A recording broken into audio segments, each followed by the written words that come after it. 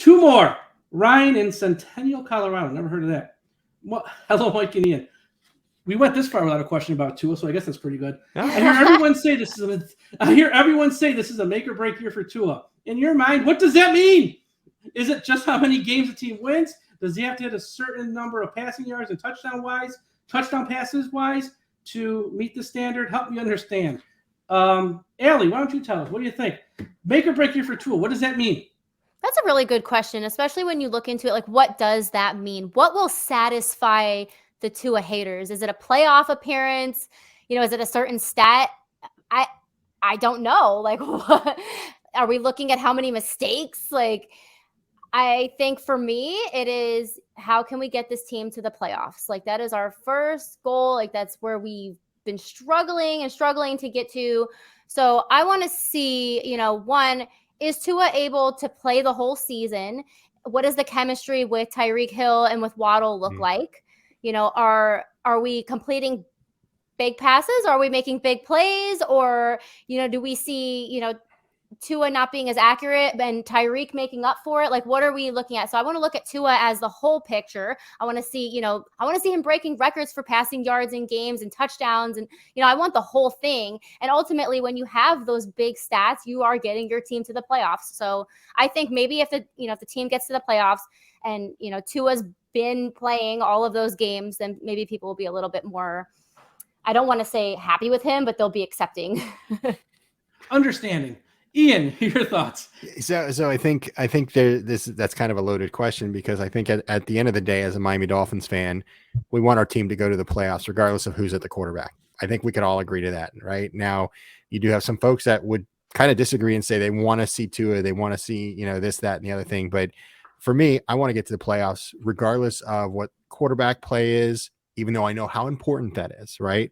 But with that being said, also, I do think if the Dolphins make it to the playoffs and it's in spite of what Tua did, and it's because of the running game, or it's because of the defense, and it's because of that, I think all that's going to do is add additional turmoil to what we have already had between people who are considered the Tua stans, right, and the people who are considered the Tua haters, because we see that every single day, right? So my preference is that Tua will have a solid season. He's not going to be a 5,000-yard thrower with 50 or 60 touchdowns, but I want to see some efficient play. I want to see, probably upwards of 25, 30 touchdowns or more. And I want to see the number of interceptions stay at a low number. So I think if we can see that and the Dolphins make the playoffs, I'll be even happier. Now, if the Dolphins just make it to the playoffs, I'll still be happy about it. But I'll know that I'll have to be very cautious when I look at social media afterwards, because it'll be like, yay, we made it to playoffs. And then we'll get a message that will say, but Tua stinks, so that's exactly. That's how. And you made a very good point, actually, which is very nuanced, which I hope people sort of understand. If they make the playoffs, but in spite of him, people, this fan base, especially the vocal social media fan base, will see right through that. And they'll say it. Like, yeah, they won, but they won in spite of him, not because of him. And that's very possible. I'm actually probably going to surprise you with this answer, E, because I'm not a Tua hater, but I just don't, go crazy. You're a realist, Mike. We always talk about that. I'm a realist. I just call if you shocking when he plays good, I say he plays good. When he plays bad, I say he plays bad. I know that's a very novel concept these days. Here's what I want to see. I want to see him healthy. He's got to play at least close to 17 games. Yeah. If he misses a game or two with an injury, that's the most, like 1 or 2 games. That's it. He's got to be healthy. And I don't want him – and no excuses where it's the offensive line's fault. He got hit. No, he's got to stay healthy, period. That's number 1. Number 2, turnovers. Can't have them, because he had some terrible turnovers against Atlanta last year that cost him a game, and against Jacksonville, which cost him a game last year. You cannot turn the ball over in big spots.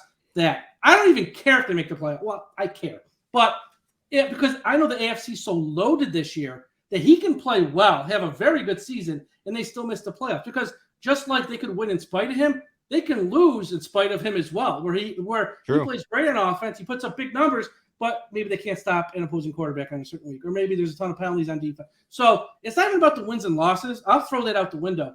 We want to see him make big plays in big spots. And as fans, let's not lie to ourselves. As I always say, your father's favorite line, don't pee on my leg and tell me it's raining. We know when he makes a big play in a big spot, and we know when a segment of the fan base just makes excuses for no reason to try and defend the indefensible. So as fans, I want to see him healthy, no turnovers or fewer turnovers, especially in big spots. And I want to see big plays in big spots. They need a late field goal. March them down the field under 2 minutes, no timeouts. Get them in field goal range. They need a late drive to take a lead with a touchdown. You will get a few of those spots, even if it's at the end of the game, right before halftime, maybe stuff like that. So come up big in big spots, stay healthy, and don't turn it over. It's not that tough, and the wins will come. Trust me, the wins will come.